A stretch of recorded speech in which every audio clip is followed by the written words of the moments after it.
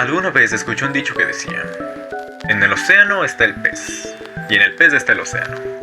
Eso suena algo tan trillado que apenas vale la pena mencionar. Aunque también suena como algo muy zen. Y vamos a ir con que es algo muy zen.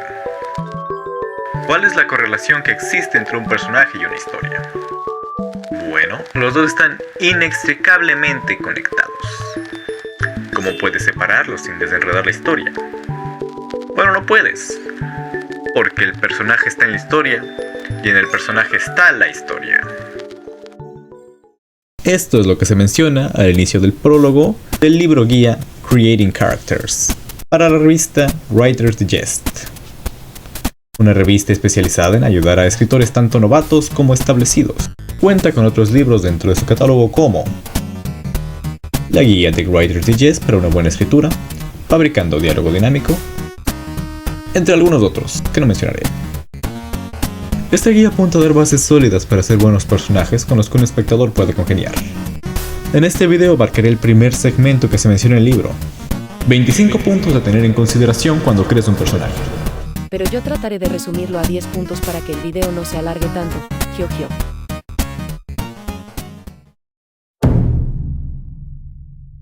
Puedes haber creado la octava maravilla del mundo en cuanto a historia se refiere, pero sin los personajes adecuados, tu historia será tan vacía y será tan poco llamativa como una pared.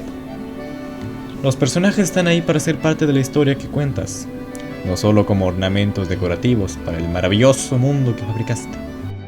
Este punto se basa sobre reflexionar sobre el papel verdadero que cumplirán tus creaciones. No quiero decir que debas priorizar personajes sobre historia, en lo más mínimo. De forma literal se dijo al comienzo del video. ¿Cómo puedes separarlos sin desenredar la historia? Bueno, no puedes, porque el personaje está en la historia y en el personaje está la historia. Están ahí para directamente formar parte de ella, establecer el ritmo que siguen.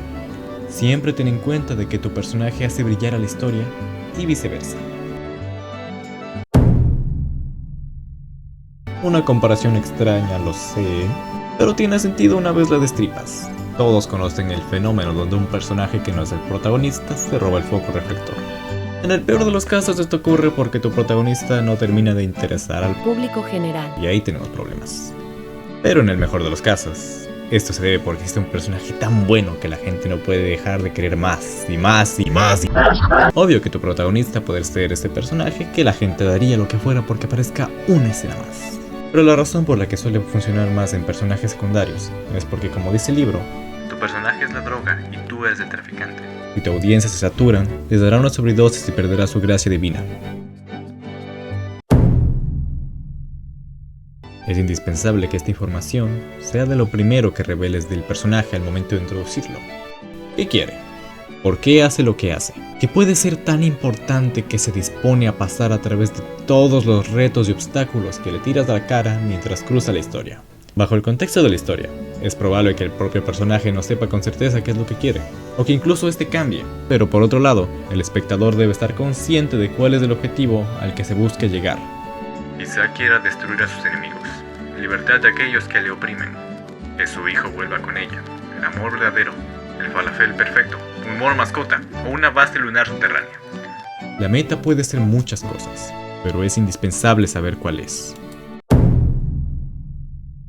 El libro lo describe de la siguiente manera. Ser pacífico falla en interesar a la audiencia de forma constante.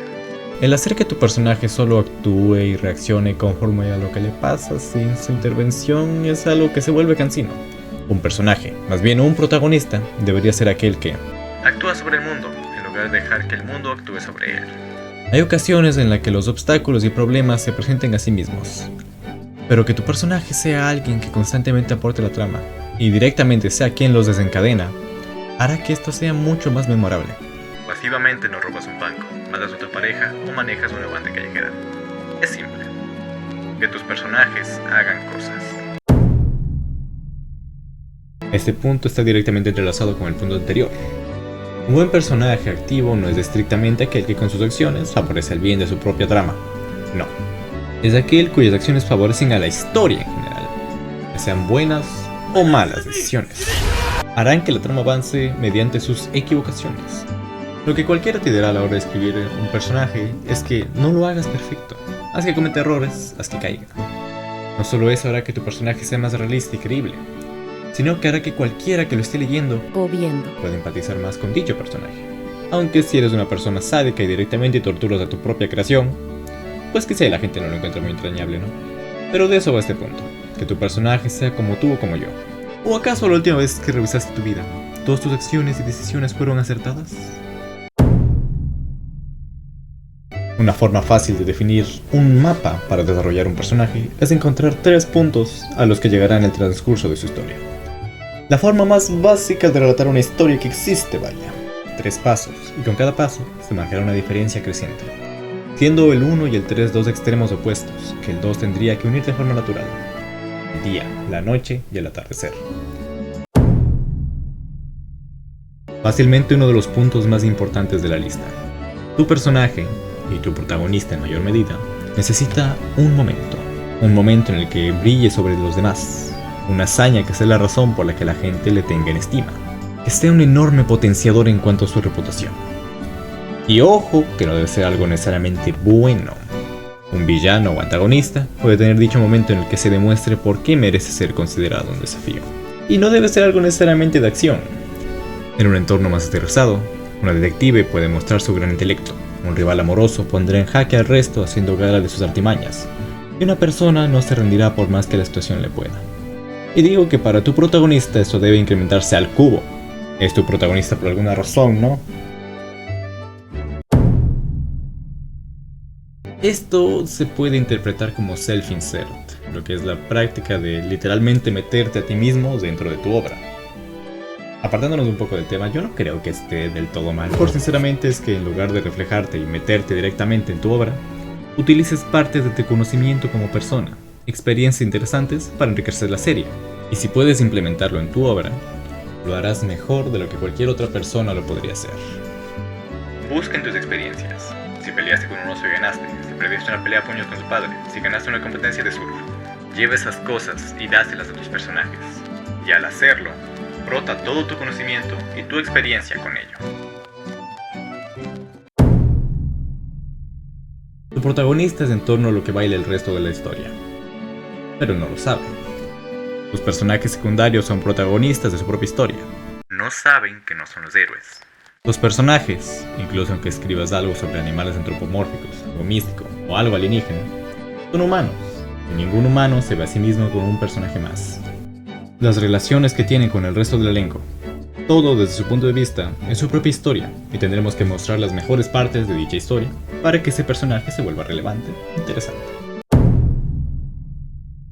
Este es para mí el punto más importante y a la vez el más entretenido.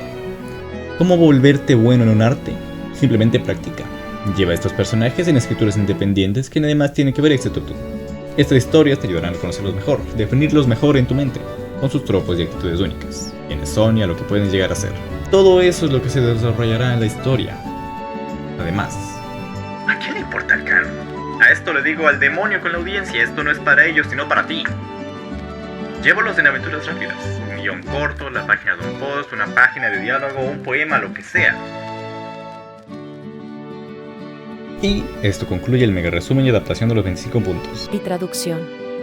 Escogí los que se diferenciaron más unos de otros y mezclé unos que se parecían mucho entre sí. Como digo, solo soy un portavoz de lo que el libro tiene que decir. Queda en cada persona tomar el rumbo que considere mejor con sus personajes. Pero hablando en serio, pues sí recomiendo bastante el libro.